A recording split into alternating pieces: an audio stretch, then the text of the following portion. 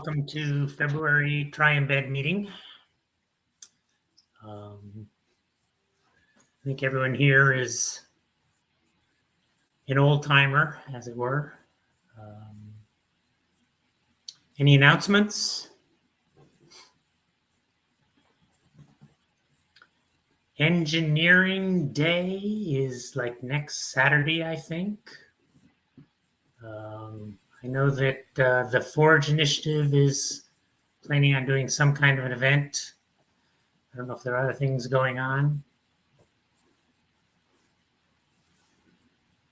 National or international just engineering day is not like a specific event. Right. Right. There should be lots of local events.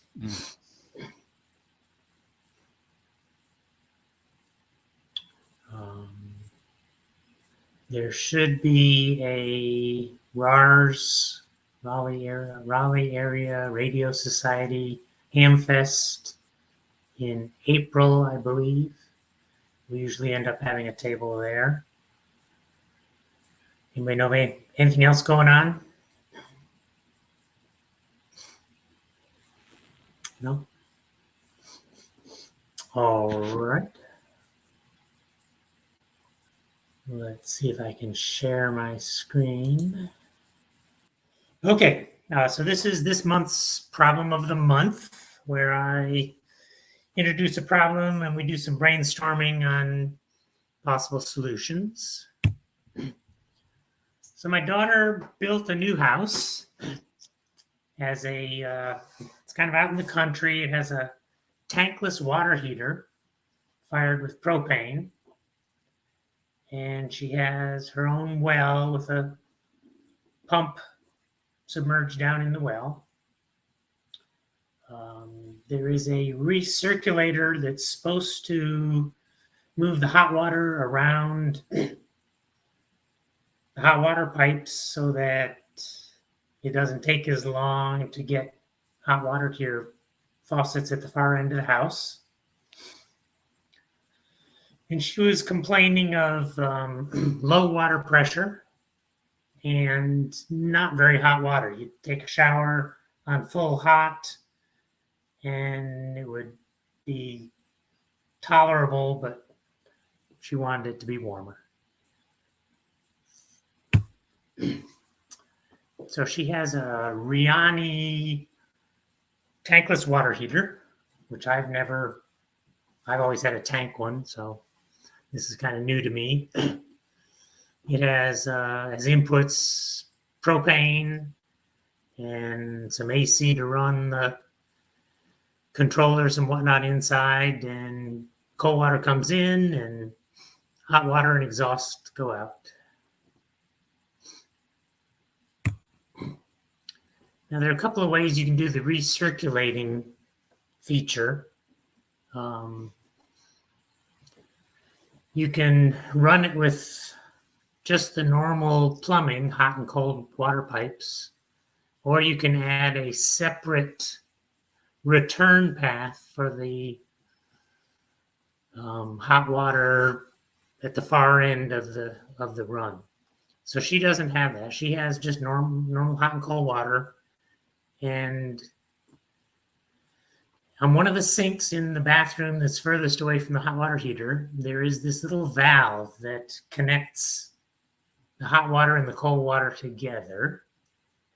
And it opens and closes at, I believe, 95 degrees. And so if the water is colder than 95 degrees, it opens up. And if the circulation pump is running, it pumps water out of the water heater and backwards through the cold water pipe back to the water heater. And when it gets up to 95 degrees, it closes.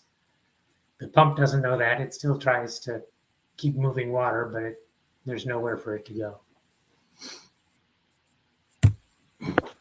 Is that 95C? No. Oh. 95F. I mean, you don't want hot water in I guess you don't cold want water pipe, right? Right. When you turn the cold water faucet on, you'll get 95-degree water or 94-degree water, which is probably warmer than you expect, but not totally crazy hot.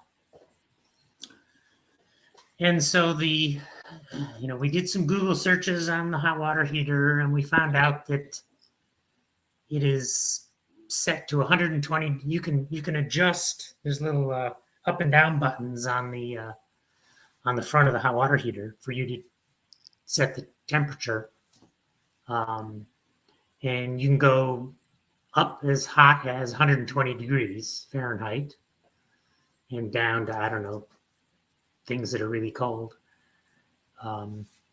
But if you open the thing up and flip a dip switch somewhere on one of the little dip switches in there, it'll change the hot limit to 140 degrees. And so then you can set it to 125 or 130 or all the way up to 140. And I assume they do that because they don't want people getting burned, scalded, right? So you have to kind of know what you're doing to get it above 120. We also found that the recirculator pump with the timer on it was unplugged, so it wasn't doing anything. So we plugged it in, made sure that the timer was set, and so it runs for a few hours in the morning and a few hours in the evening. And then we also adjusted the well pump pressure. It was set to turn on when the pressure got down to 40 psi and turn off when the pressure got to 60 psi. And we bumped it up by about 5 psi. And so we figured out all those things. And they said, oh, the water pressure is good. The water is nice and hot. You can't run it all the way hot. You got to mix in some cold water. But in the middle of a shower, it would run totally cold for 30 seconds or so, and then it would warm up again. And then it would run totally cold. And this was a new behavior after we had fiddled with 3 or 4 different things. So what should I be monitoring and how should I monitor it so that we can figure out what's going on? We definitely want to know when water's going across that cutoff, right?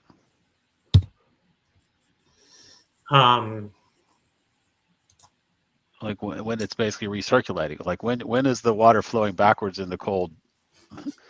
Okay. Well, actually, either direction. It'd be interesting to know if you're ever getting cold water coming back through that, or when it's going forward. Right. So that's it's a small. It's about 6 to 8 inches long, and it has cold water and hot water hook up to it. It looks kind of like an H, right? Cold hot water hit at the bottom. There's this bar going across between them, and then the cold and the hot come out the top and go to the faucet.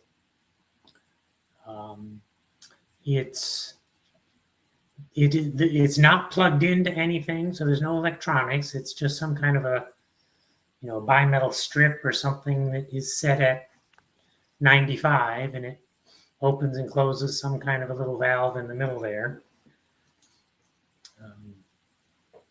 So I can certainly monitor the temperature on the water pipes coming into that valve. I don't know that I can really tell. So that's supposed to open up when it falls below 95, right? Yep. On the hot side. On the hot side, yep. I would perhaps think about reducing the temperature on the heater so it's producing 100-degree water, and then taking the recirculating pump out of the system, and then see if you have the same behavior.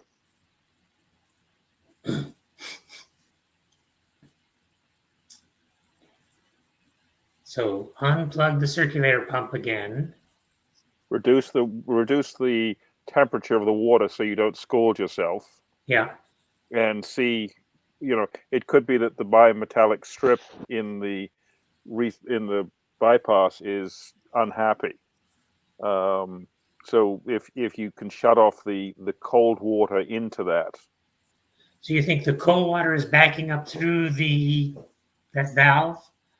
Don't know, but it's if you shut the cold water off and see if the behavior is the same, then it'll either be the heater or the recirculating pump. You've got two things in there. If you need to remove get the recirculating pump out of there, and just break the problem into pieces. Right. You got too many moving parts at the moment. We changed more than one thing. Yes, so it's eliminate everything that doesn't have to be there. Yeah, that's the problem with changing more than one thing at a time. Yep. Well, one thing about these the tankless is you could get this if your furnace is cycling, because if it turns off and then on, I know when you turn it on initially, some water goes through that's cold before it starts heating it up, because I have one. So if maybe by turning it up to 140, you've triggered something and it gets like too hot and turns and triggers a shut off in there or something, and then maybe it's turning off for a second and then it's turning back on, and that cold water is just shooting through the system. Yep. So you could test that by just having something that monitor when that's running, right? When the furnace is the hot water heater is actually running.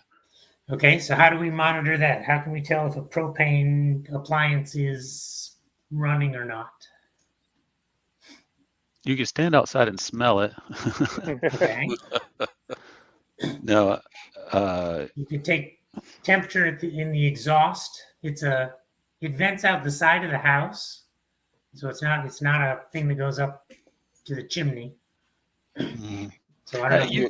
If you put a temperature sensor on the out of that, the hot water outflow of that furnace, and you had the cold water and you had like a time series, you could see if that cold was coming from there, basically. Right. And your favorite chip, the ESP, has an internal temperature sensor. It does. ESP32 does. Yep. I don't think the 8266 does. No, but you've got enough 32s. You could just put a 32 somewhere and have it dump MQTT data, and tape it, bubble gum it to the pipe or to something, and that will tell you what that particular temperature is. You can also, I think it's probably also electric ignition, right? So you may be able to test, because if it turns off and then back on, it's going to have that electric ignition is going to trigger. So there may be a way you can either detect power flow or something there. Okay. Yep. To detect current going that the furnace is using. It would just be on and off, right? Well, I don't know. Like if the ignition may turn off, it may just be like a spark, or when it gets it going, and then it probably keeps going. Well, that's what I said. That's what I meant. Oh, see it when it goes on and off. Yeah. Yeah. Yep. So there, in the manual for the hot water heater, it says this is what a good flame looks like, and this is what a bad flame looks like. So evidently there's a little window somewhere where you can see what the flame looks like, or a technician can at least. I know that my hot water heater, which is gas powered, it has a pilot light, but you can see and you can hear when the gas is running. So you might be able to put a little photo sensor down there and detect the difference between flame on and flame off. So the flame only comes on when it detects that water is being used? Yeah, there's some kind of a flow meter on the outbound. Okay, it's a flow meter, right? Um, So that's the advantage, right? It's not using energy all the time. It's only That's using right. it when you need it. Yep. Whereas a regular water heater, the thing is set to always keep the water temperature to a certain temperature, Right. whether or not you're using it. Yep. And there's low voltage DC stuff inside of the furnace. Where we were doing dip switches, there's some little buttons in there, and I don't know if it's 24 volt or what it is, but it's not 120, 110, whatever.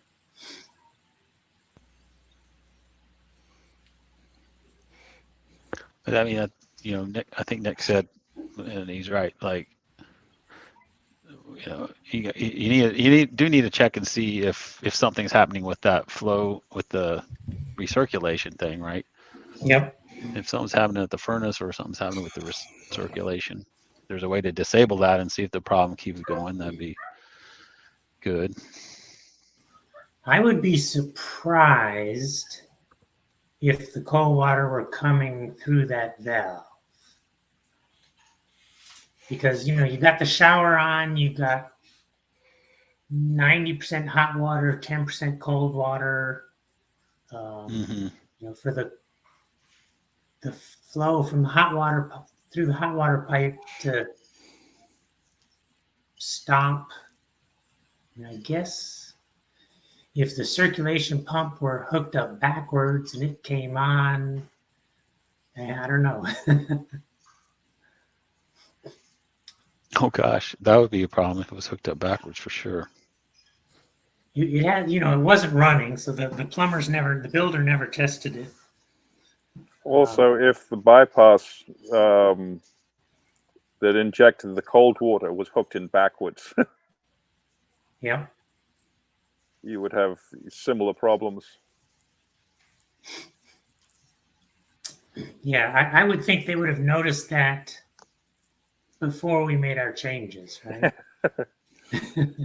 Yeah, you probably could.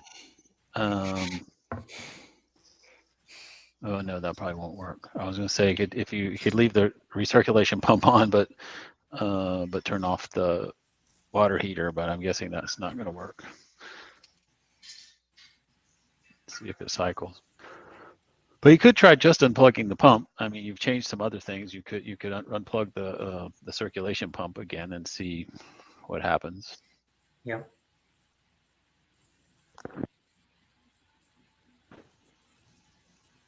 It's not an embedded solution. They have these little things that plug into a faucet, and they will tell you, Amazon has them, they'll tell you by the color of the LED inside whether you've got hot water flowing or cold water flowing. That might be a useful debugging tool. They're electronic somehow? I'm not sure. I think some of them get electricity from the flow gather of the it from the water. flow of the Yep. water because it's just little LEDs that don't take a lot. Yep. Okay. I mean, they're cheap and they sell them on Amazon, and that would be a useful thing to have in your pocket. Yeah, I'll have to look that up. All right, other ideas?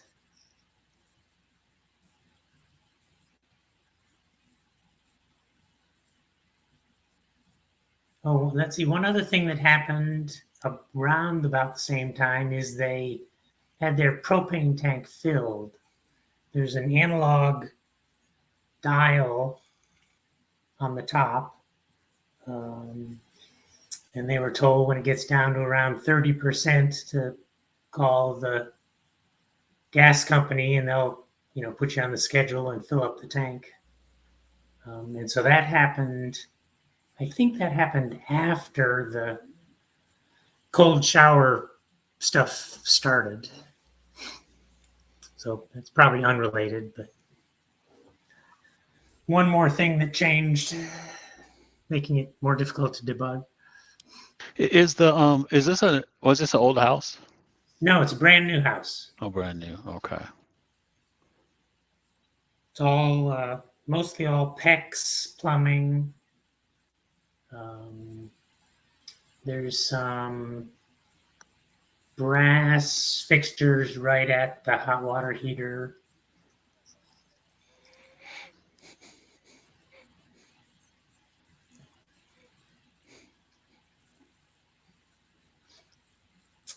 All right. Well, so they undid. What did they undo? They set the well pressure back to 40 and 60, and they think that solved the problem. They changed a few things. They lowered the temperature from 140 to 130 or something, and dialed back the pressure on the pump by 5 psi, back about where it was. And the symptoms, I think, went away. I haven't asked them if they've experienced anything since they did that or not. I'll try to let you know next month. Yeah, that'd be That's nice. interesting. I wonder, if it was pressure, like, what would be the mechanism there? I mean, there is a pressure relief valve. If the pressure in the hot water heater gets too high, the pressure relief valve opens and it dumps water into the crawl space or down into a drain or something. But I can't imagine that is set to 65. They would have known if that happened, I would imagine. Yeah. Mhm. There would be an indicator of water dump. What's the purpose of the recycle pump? Well, so it's supposed to move hot water through the pipes. You set it to come on at 6 in the morning, so that when you take your shower at 6:30 in the morning or whatever, you have hot water in the pipes. If you have a return path, okay, then you don't need this valve that shuts off at 95 degrees, and you can just move water around, and the entire loop is at your 120 degrees or 130 degrees. The hot water heater keeps it topped up. And then when you turn on your shower, you pretty much get instant hot water. Okay. But when you're using the cold water return as your return path, it only heats up the water to 95, right? And so you've got a gradient on that pipe that might be 140 at the water heater, but by the time it gets to the other end of the house, it's only 95 because the flow gets clamped off when it gets to 95. And so now you turn on the shower and you don't want to get in when it's 95. That's cold. So you're still waiting for hot water to come from the hot water heater all the way across the house. So I don't see the benefit here with. But it was definitely getting warm enough and then going cold. Oh yeah, it was hot. I experienced it. It was perfectly hot. I was in the shower for 5 minutes or so, and then bam, it went cold. And I stepped back and let it run, and 20 or 30 seconds later, it warmed back up. Yeah. So I'm assuming that the hot water heater, for whatever reason, shut off for 20 or 30 seconds and then came back on. Right. So I'm wondering in order for the heaters themselves not to like overheat and burn out or whatever would happen to them, there needs to be a specific amount of pressure going through the water pipe right at the point where it's being heated. If Okay. that pressure was to drop, you may have a situation where the heater shuts off. Okay. So why, if we increase the pressure in the house? Also, if the water heater has a cutoff that doesn't allow water above a certain temperature to go through the system, you may be seeing the water heater heat up, hit the safety margin, and then shut itself off, let itself cool down a little bit, and then run again. So the temperature slowly creeps up. You hit the cutoff, the thermal cutoff in the water heater itself. It says I'm too hot, I don't like this, and shuts itself off for a little bit, so it cools down. Yeah, that seems like a bad way to run a water heater. I don't know if it's a variable flame or if they cycle it on and off. But they probably shut. It's variable flame would be difficult. They probably shut it on, off and on, and Yeah. then they use that thermal regulator thing to regulate the temperature, so you would never see it. If the water heater shut off because it exceeded the safe temperature, it shut off for 10 minutes, for 10-20 seconds to cool itself down again. Right. Yeah, that's kind of what I was thinking. Customers would not stand for that, and they wouldn't sell any if that were the solution, right? If you get 10 seconds of cold water. But you said, that it doesn't make sense. Well, you turn the temperature up on the water heater. Yes. So you may have exceeded where the safety cutoff hits. So you think there might be a different cutoff? I think there's a thermal cutoff that says you've over temperature. The water is over temperature. Shut it down because you're going to burn the coils. I mean, these things are designed to provide unlimited hot water, right? That's what their selling point is. But they clearly, if it gets too hot, if it puts out like 190-degree water, this is going to be very, very bad. So it's got to have a cutoff at some point, a separate channel that cuts it off, so you don't burn the coils or boil the person taking a shower. So there's probably a second cutoff path. Okay. There are some rough schematics in the manual, that talk about there's like low pressure. If you don't have enough pressure, water pressure coming in, they'll do something. And I'll look for over temperature, see if I can find anything like that. Yeah, I mean, if you didn't see a reduction in pressure while you were taking the shower, just a reduction in temperature, then it is most likely that the water heater is shutting itself off for some reason, and that reason could be that there's a so setting the temperature instead of at 140, setting it at 130 might actually ironically give you more hot water. Yeah. Okay. Cool. All right. Anything else? Some good things to think about.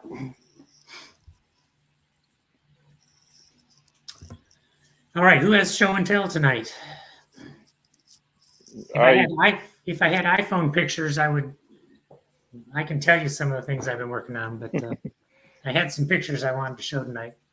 I was going to show my spectrum analyzer, the little and the network analyzer, but I just got I got a 180 watt RF amplifier that I'm going to use for RF spluttering, and I haven't built that up yet, so I haven't started to play with my spectrum analyzer yet. Okay. So my apologies for. Is this the thing you were talking about last month? Yeah. Yeah. Okay. Yeah, I've got a 180 watt supply that goes RF supply that goes to a vacuum chamber, and you can boil whatever metal in the vacuum chamber, and it attaches to things. It's called RF splattering, and I just got the amplifier from China, and I haven't built it yet. So would your thing be able to tell me when my ESP32 was transmitting? What the Your yeah. spectrum analyzer? Yes. And if it woke up and, like I'm trying to debug, it wakes up and I don't get the message. I blink an LED so I know it woke up, but I'd like to have a spectrum thing that would say, oh yeah, I saw a little spike there around 2.4. Yeah, no, Gigahertz or- I believe it will. It's in a little box. I've got 3 of those little. I've got a vector network analyzer and a spectrum analyzer and a little oscilloscope, and I haven't got to take them out of the little box that they sit in. Do you think you could use it to figure out what channel it was broadcasting on? I think so. I believe so. I mean, I will. I say I've got to build up the amplifier, and then I can get deep into what the spectrum analyzer does. I think you can. Yes. Okay.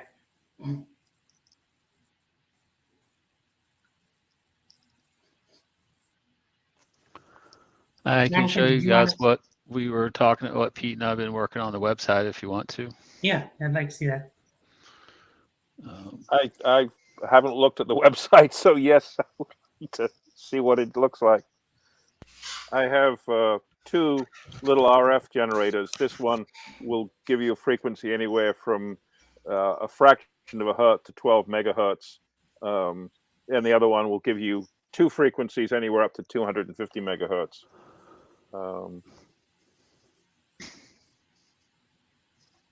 Do y'all see this page? Yep. Okay.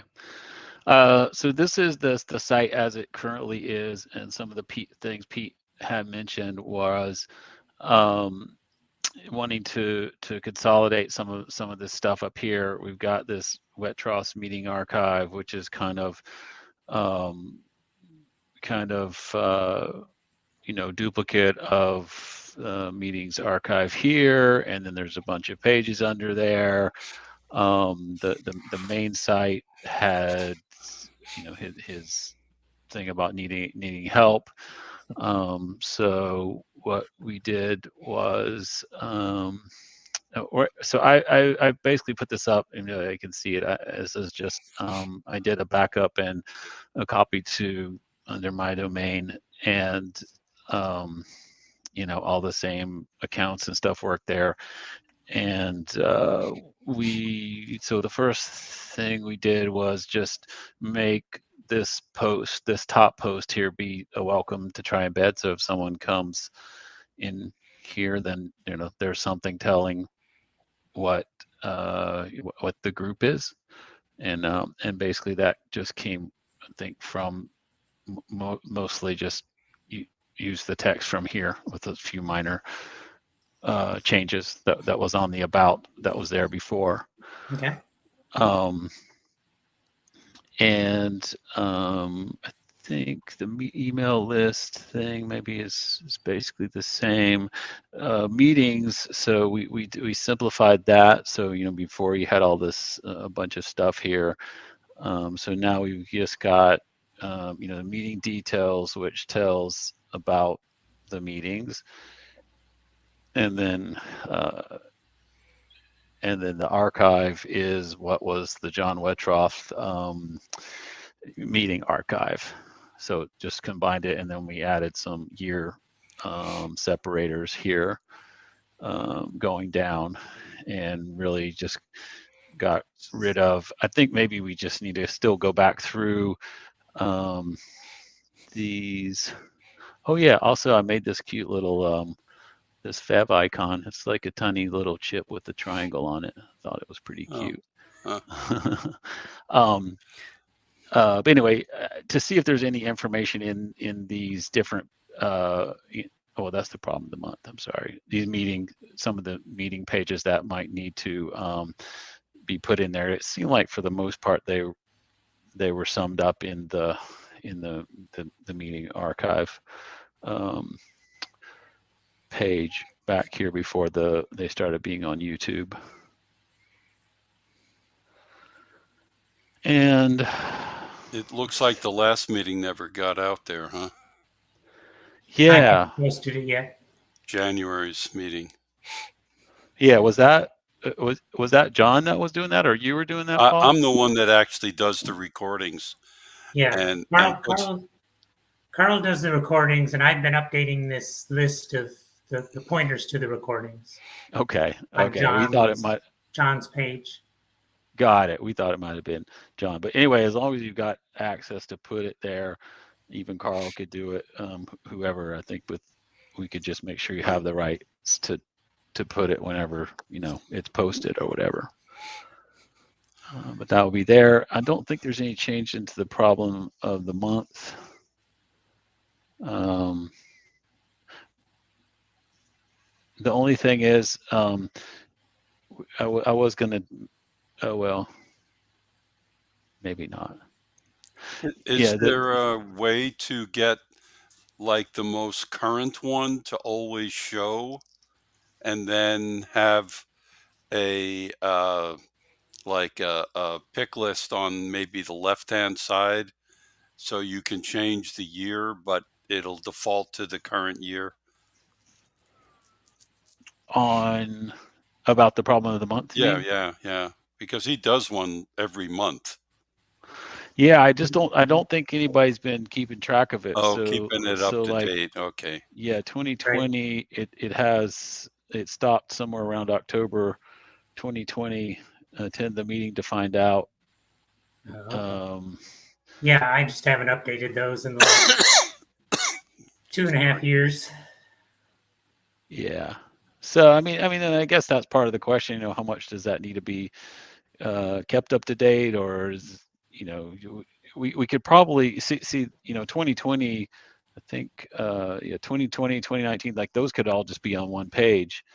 But then in these older ones, then you had like they actually kind of had a page for for the thing. Yeah, that was when I had more energy. Yeah, nobody's saying that you need to, but I mean, I think it's kind of nice to still have those there. Yep. But maybe what we could do is just have 2019 plus all on one page if they're just going to be like a summary or whatever, right? Yeah. I don't know, Well, go the ahead. only problem with that is if we do get these updated, is it eventually just going to get too big? Too big? I mean, I doubt we'll run out of space, if that's what you mean. These are. Well, I mean, but you don't want a web page to scroll on forever. Right. So I'm wondering if keeping them as a yearly thing is probably better, only because you don't know what's going to happen. I mean, all of a sudden, Paul may get back in the mood to doing these things and fill in all the old ones and start doing, full pages for the new ones again. And we want one method that consistently is capable of handling either situation, I would think. Yeah, and you want the menus to be navigable on cell phones, right? That these things get. It does work pretty well on the cell phone. They can get the nested menus, with a bunch of information on them quickly cause problems on cell phones. At least that's my experience. I don't know. Right. Yeah. So here's the thing where, I mean, the meeting, the detail, whatever, that stuff works. But yeah, when you get into this, the mini nesting, you're right that it looks a little long or whatever. Yeah, it's kind of hard to follow. And there's stuff Yeah. below it. Yeah, nobody would ever even go down that far. Right, right. And so it is possible. There is an option. Let me turn this off. Whoops. There is an option to just make these menus deliberate. Right now, what these menus are the actual pages. It's built off the pages, and the pages have a hierarchy, and so they're all getting added to the menu. It is possible to just create menu items that link to the pages, and that will disable the like auto page adding to the menu. I think if you go, let's see what happens if we go here. No, it doesn't really change this sidebar. It is always the same. Anyway, I guess Well, yeah, and then we put play the help around needed with it over over here as time. its own thing. Yeah, it's not like you have to make all the changes at once. We were just planning to go live with this as an incremental improvement, and maybe send something out and solicit if anybody had ideas about how things could be different or what they'd like to see here, and maybe just make it a thing going forward to try to incorporate that or whatever. How would someone add to the personal project page if one wanted to? Let's see. You don't have one, so I guess we could just make you one and give you the access, and then you log in. When you're logged in, it looks kind of like this, and you can look at pages, and I think you would add a new page, and you have to figure out yeah, where the and parent then of it is. right. Yeah, you put it under the parent of the other page, and I think you can filter like Grauberg was one of them, and so I think Personal project pages would be where you'd want your parent to be. You'd want one that for Nick. oh yeah, I was just trying to see if when you were on this page if it had an option to create a child, but I think just when you create a new page, you say who's your parent, yeah, Who's your daddy? who's your daddy, and then that, if you do it correctly, it hooks it into the menu structure. I have another G before the T. Sorry, yes, I meant to That's type that. okay.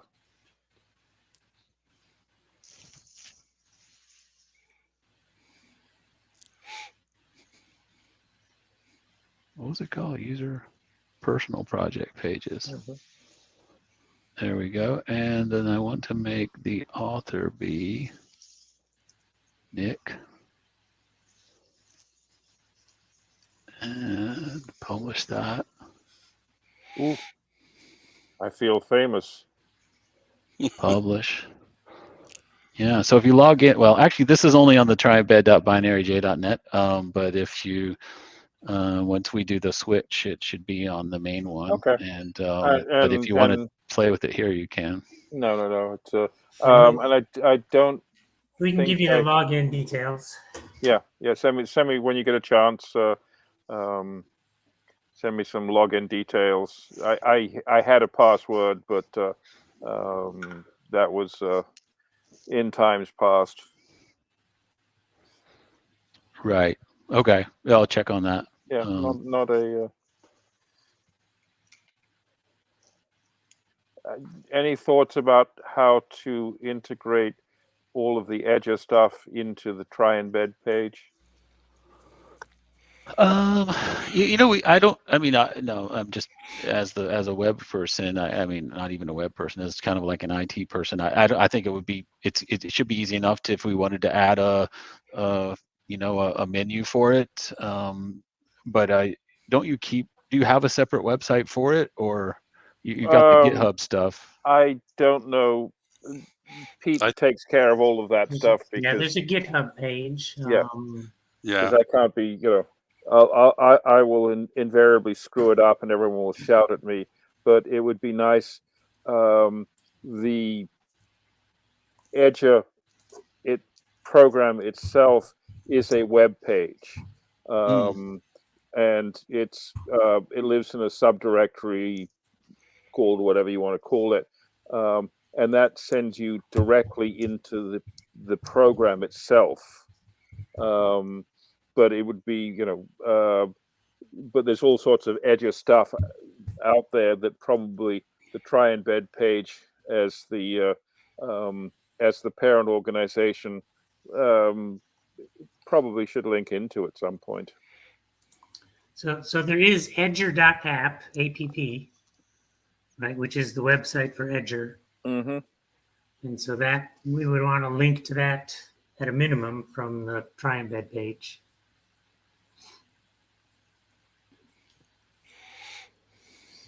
I would doubt we would have a bunch of links into subpages from that website, but I can imagine. That looks like it might be another WordPress page. Yeah, it is. So, yeah.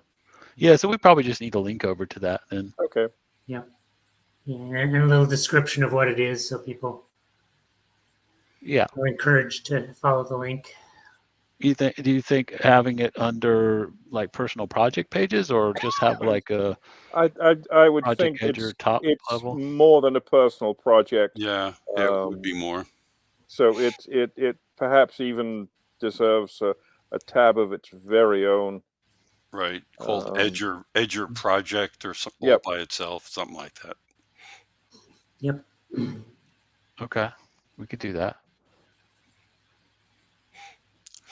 So why didn't we originally put the Edger page on this site to begin with? I have very little to do with the web page or how that whole thing is administered. Isn't it Dawn that did most of that, or was it? Yeah. I got the domain, and then Pete had me transfer the domain to whoever he's using, and it's I just stayed away from all of that because yeah, I mean, I used to build back ends for websites, but not front end stuff. Yeah, I think he wanted to keep it separate in case it really takes off, and you don't have to have the same people with entangle the admin access between the two things or whatever. Right, that's true. That's true. So but there should be some connection to the parent organization. Yep, I'll put a before we do the switch over, I'll talk to Pete and we'll just make a tab and just ask for see what you guys think about it. Yeah, he'll be. He's involved in both. I know. Actually, he told me he hasn't been working on this because he's been working on that. So. Yeah, well, he'll be. He just had his chemo Friday, so I would not bother him until next Friday. Yeah. He's not doing well immediately after the chemo. Yeah. Well, chemo is essentially a poison. Yes, well, they're trying to poison him just enough, but not too much. Right. Just enough to kill the cancer and not enough to kill him. Yes, well, but yeah, it takes a couple days, and then he spends a couple days just kind of doing a imitation of a rutabaga, just kind of sitting there, and then he comes out of it, or he has been coming out of it fine. Is anything else on this? I mean, I could stop sharing if we. It looks, it's. I haven't visited the site in a while. I haven't even visited the Edger site in a while, so. But it looks good. Okay. All right. Well, Pete and I will follow up on that after next week or whatever, and get back to everybody. Cool. I'm really happy you've kind of taken this over. Yeah. Yeah, no problem. Like I said, I run it for do similar things for a couple of other organizations, so not a problem. I think you also had Edger status on here. We started some sort of talking about Edger. We had a meeting Wednesday, and there was a bunch of discussion. We're talking release cycles, and Pete's very involved in GitHub and whose project is the parent and etc. As long as he leaves my repository alone, I don't care. Whatever works, just do not touch my repository. I keep backups of it anyway. What he wasn't quite prepared for, and I hadn't emphasized, is that when I build the Edger project, I also build a entire website that goes along with it that probably has 50 pages on it now, which are all VUE pages. And you can run Edger, or you should be able to run Edger, entirely from entirely remotely. In other words, you log in and it should find any ESPs on your local network, connect to them, and allow you to do all of that. Pete loaded the code out to the Edger site, and amazingly, it seemed to work, which was scary. What he loaded was I have an alpha repository, which is the one that that I own, and I have multiple backups of it, and nobody touches that. And so the code he loaded was I gave him a copy of the code generated by my alpha repository, which is it's not even designed to work. It's my Scratchpad. But there's a menu structure. Yeah, it's not presentable, but there's a set of hierarchical menus that allow you to connect to multiple ESP devices, and then you have multiple interfaces on those ESP devices, I2C being one of them, and you can say, I want to configure this I2C channel as with these pins, and that creates an instance. And then you can say, I want to connect a particular device to that particular instance, and it handles that.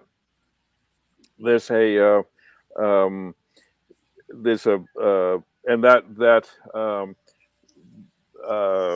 is almost ready for him to start. The hierarchy we're going through is that I kind of release it to Pete, and Pete takes a look at it and shouts at me where I made mistakes, and then we release it to people like Dawn and anyone else who is brave enough to go in and take a look at it and issue defects. I'm out of IBM, so they're called defects. Issue a defect list to me, and I will start fixing those defects. And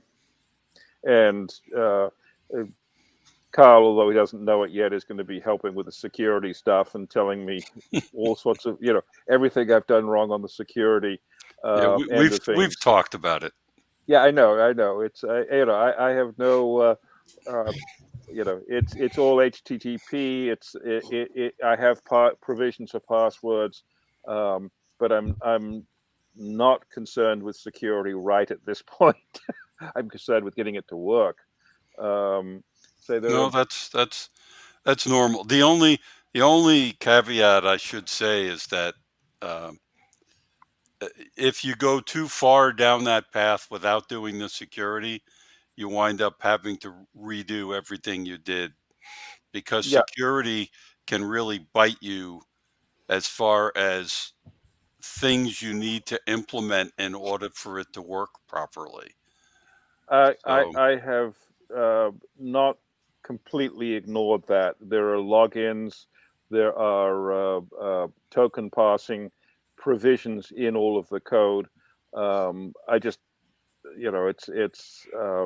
I've been sort of building the menu structure, and when I'm in the process of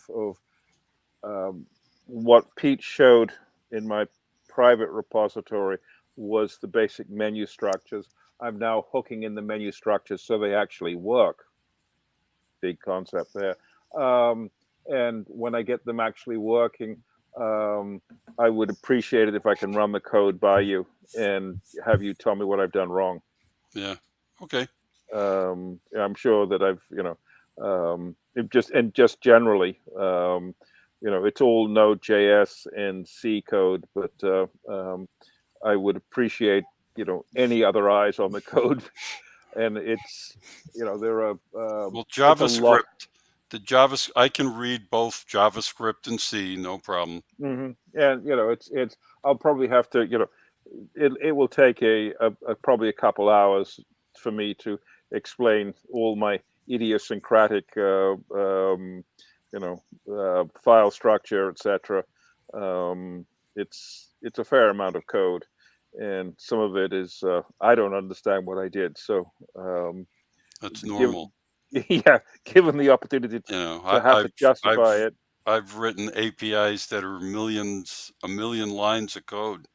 You Yeah, don't remember what you did 2 or 3 years ago. No idea. And it's and I'm and it's so I would appreciate the opportunity to go through it with somebody who reads JavaScript and have to explain what I've done, because it helps me kind of work out what I did, and what I didn't need to do that I did, and what I got left in there from 16 revs ago. And I say Pete is not a JavaScript person. He's Python. He knows a little better, but JavaScript is such Have a bloody you been bit. Creating classes in JavaScript, or Not tremendously, no. I'm using the VUE interface, and it's a mess. VUE is the single page application front end stuff. Yep. And it's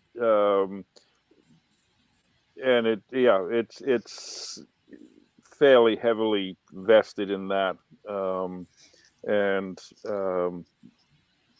it uses a lot of watch variables and stuff like that are sort of buried in the VUE stuff that I would appreciate having to explain to somebody, including myself, because I've got it working, but I don't know why or how.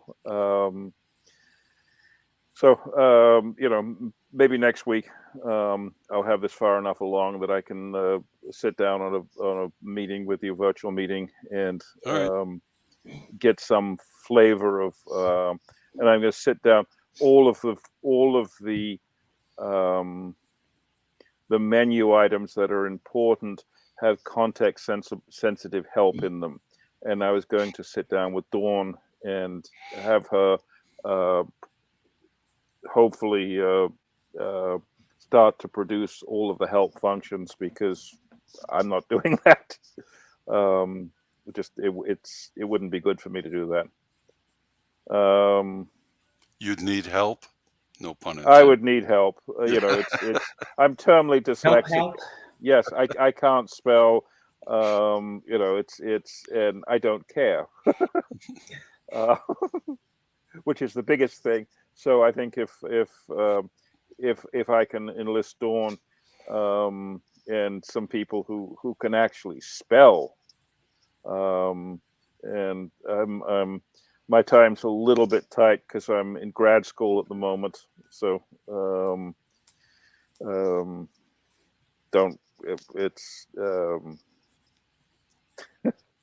I decided I needed to go to school. I went back in my 40s. Well, it's going back in your 70s is somewhat different. Yeah, well, that's where I am now. So Okay, yeah, it's I'm enjoying it, but it's like yeah, it's interesting, but that kind of puts a limit on my time. is that online or you actually going somewhere? I'm actually going. I did it as much because I want access to the labs. Yeah. You know, they have a nice maker space. They have a nice laboratory set up, and so you know, the easiest way was actually to tell them they needed to make me a student. And now, now they can't lock the doors on me because I have a student ID. I can show them, see, student. I may be old, but I'm a student. So I'm enjoying myself. Good. So you may see that the background behind me is different this month. Yes, it is. I noticed. So I'm at the beach, and I also spent a week at my daughter's house. I guess that was 2 weeks ago. And so when I'm away, I remotely log into my home computers, right? And so I do an SSH to my firewall and then tunnel through the firewall and use VNC to connect to my computers. And when I was at my daughter's, everything was working great for a couple of days. And then one of my computers, the main one that we use, I couldn't connect to. I could connect to 2 other computers that are in my house, but I couldn't connect to this one. And so we suffered along without access to that computer for a few days, went home, and before I did anything, I went over to another. So I was unable to ping that computer from these other computers. It would say, unreachable. And so I went home and I tried to ping again.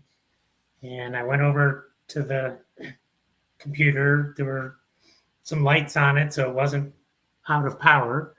And I clicked the mouse and it woke up, and then I could ping it. And so I said, okay. So there's So it settings sounds. in BIOS about the wake on network activity, and there's settings in Windows Device Manager about powering down Ethernet interfaces and whatnot. And so I found one that, so I said, no, Windows, you can't power down my network card, my network interface. And I checked that. And then I came to the beach, and it is now totally inaccessible. No, that's not true. Yeah. So it didn't work for minutes. It just.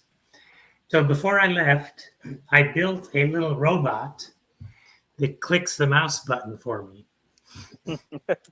And it's hooked up to MQTT. And so on one of the computers that I am able to log into, I send a message to MQTT, and my little robot is monitoring that topic. And when it sees it, it runs a little servo that clicks the button, which wakes up the computer. I can VNC in. I can do my stuff. It stays online for quite a while I'm doing things. If I leave it be, it kind of all crumbles down and I can't get to it again. So the robot is working great. Whatever I did to make it not power down seems to have moved it in the wrong direction. Is this a bonus problem of the month here, Paul? Sure. Well, I have 2 ideas for you. All right. I mean, I know that you can use like an Arduino Leonardo as a mouse.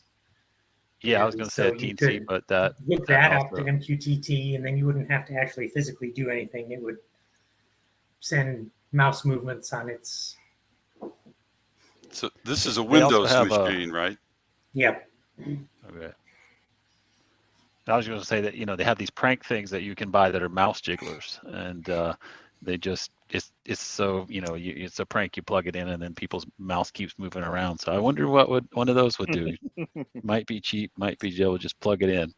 Yep. Yep. Well, we're going to, when you return home, we're going to have a demonstration of this.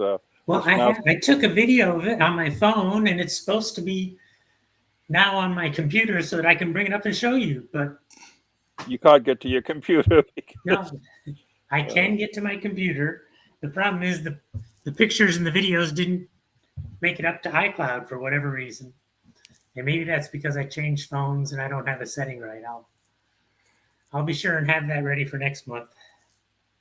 I have there's a program that I use called Syzygy or something like that takes my MacBook Pro mouse and keyboard and shares it among the 15 or so computers I have here at the moment, so I can just scroll off the out of the windows, out of the Off one MacBook screen onto window, a different computer. and then it appears on the next computer, and so I have a grid of computers or virtual computers around mine that I can, and that's really useful when I need to cut and paste into, say, one of the Raspberry Pis. Oh I yeah. don't have to. It works well. And these are all you all hooked up by USB? No, they're. I have a KVM, a 16-channel KVM switch. All the machines are on the a gigabit network, and then I can connect to any of the all of the machines when they come online. Automatically connect into my MacBook Pro, and the only thing I use the MacBook Pro, it's like a 10-year-old machine. The only thing I use it for is a keyboard hub, so I can scroll off the page and get to any of the other machines, and then switch the page. How does? So you have a mouse, and it's hooked up to USB to your MacBook Pro. I use the little mouse pad on the MacBook Pro. Okay. So it is, if I scroll off the edge of the screen on the MacBook Pro, then MacBook Pro sends commands to the other computers via Ethernet, sends my mouse and keyboard functions to that other screen. Syzygy. Right. Running on the other computer, which right. then injects it into the which keyboard or the mouse cue. Okay. Yep. And then I have a KVM switch, so I can actually look at that monitor. Do any of those computers go to sleep, or do they not? They have been known to go to sleep. So have I. But yeah. Do they wake up? Yeah. When you move them, when you move the mouse. So far they have, but these are all Linux machines. Yeah. I only have one Windows machine, and I don't visit that very often. It confuses me. I found a small mouse jiggler program I posted in the chat on GitHub. Yeah, I'm sure that I could change the settings and not have it go to sleep. Oh no, I think the robot. Sounded like you would look for that, but it didn't work. That's not what I'm. Yeah, I think the robot is a much better solution. Oh yeah, I like the robot. Yeah. All right. Well, I'll be sure to bring. I'll have videos ready for next month for that. It was very easy to do. I used I don't know if you remember the laser pointer on a servo. Mm-hmm. And so I just pulled out the laser pointer and stuck in a piece of plastic pipe.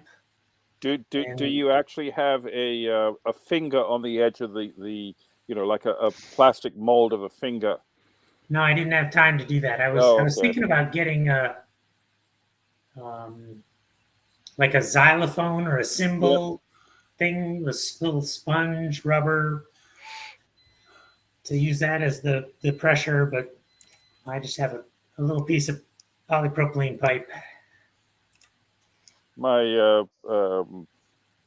I have a storage locker where I have my little laboratory, and I have an artificial Halloween arm that I occasionally put out through the door, and it just kind of flops there, looks as though someone's had their arm cut off. Um, it's So you got fingers if I need them. Yeah, I have spare fingers, and it's my thumb is I don't think I can lend it to you, but it's useless. It doesn't work, so it came off and they reattached it. So um, it makes me only semi-human. I don't only have one opposable thumb.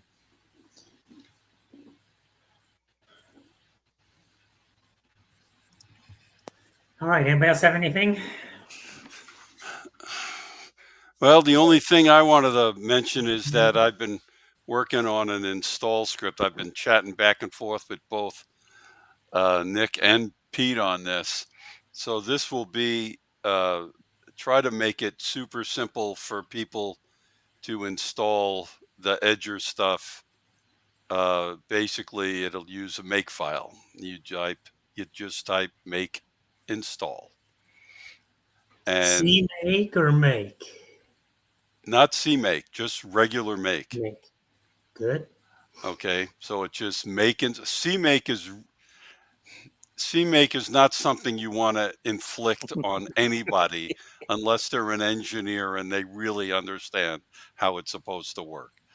Right. Make is much simpler. Yes. So make is what this will do. So the way the script works. So I originally had the original version of this was with Quarkus, but so I pushed it and actually created a pull request, but it never got. And then I went to Israel, and nobody ever did anything with it. So and then Pete wound up changing the name to Edger. So I eventually took that old code and then migrated it into the whole Edger framework and how all of that stuff works. I've created my own, instead of creating my own repo and forking it this time, I just took the original Edger repo, which I can actually check into, but created another branch. But right now it's only local, so it's not been pushed.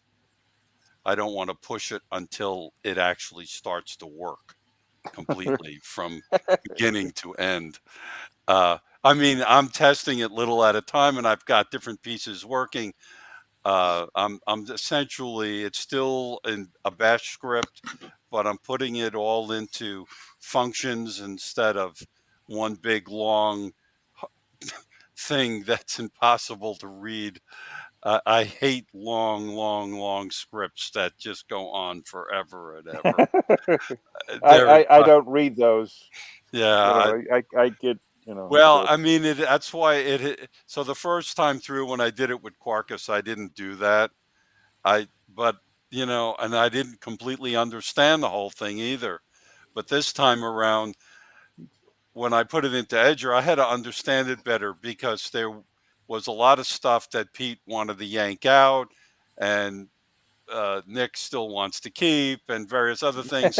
So, like that dir env stuff, I may make that a command line argument. Yeah, I mean that's just I use that What whether what do you use it for, by the way? well I use that when I pop into any of the directories I have that are using different versions of the ESP32 tools. So I have the ESP32.5 tools which work on the C6 program. So I can switch tool environments From just by going one into the to the other. directory. Yeah, Yep. okay. So So and what that's just my my idiosyncrasies. I'm probably going to do with that is I'll leave it in the code, but I'll make it a command line option. If you turn on the option, it'll set it up Yep. for you. If you don't, it'll do nothing.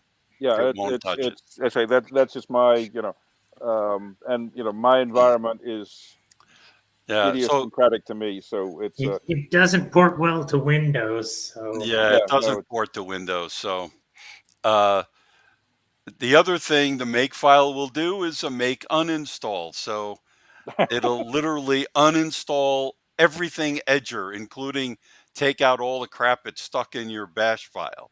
I think I need I occasionally need that. Yeah. The other, okay, so another point is everything is in a unified location. So it's home directory and then uppercase E, Edger, and everything is in there, including NVM, and everything goes in there. Then that's it's I will take one of my machines and do that because I need a clean, my environment has everything that I need, and Right. but I can, it would be good to have a fresh machine. Yeah. So, and then, so the nice thing about it though, when you do that, is it's very easy to just say, make install. It asks you a bunch of questions Mm-hmm. on the first time through. I think it's 5 or 6 questions, like what chip you want to use and where you want to put your project. Mm-hmm. So there's, and that kind of thing, and so on and so forth, which can be in the Edger directory, or you could stick it wherever else you want. Mm-hmm. It's up to you. Uh, and then if you do a make uninstall, it'll just blow all of that away. Okay. Everything. Like it's Yeah, a completely clean environment again. I need to take a look at that. I just had a thing that I just got. This is a 300-watt, 30 kV supply, which is instant death. It scares the shit out of me. It's for a laser, but it it makes big sparkies, and it's like I'm looking at it saying, no, I don't want to plug this in. But I will.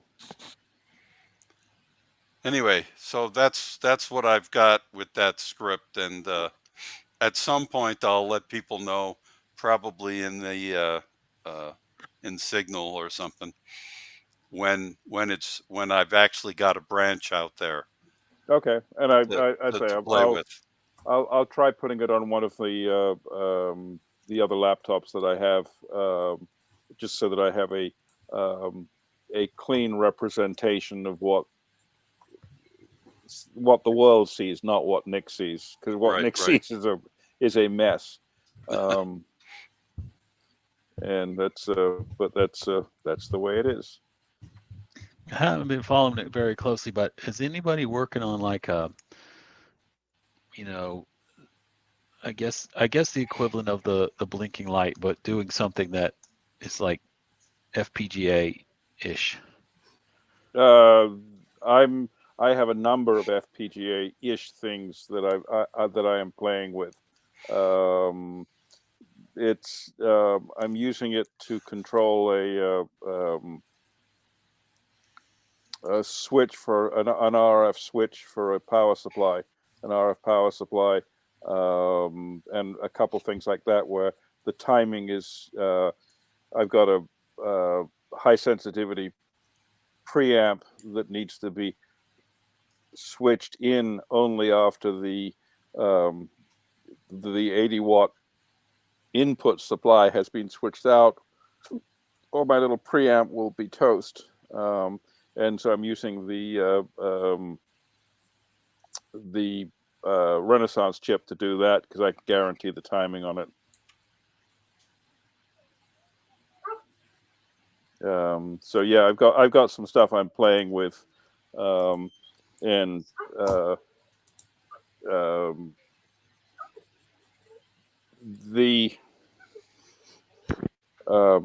are some details I'll go into in terms of how you interface that makes doing doing the ESP stuff a lot different and a lot simpler, but let me not wander down that path until I have it working, because I don't at the moment.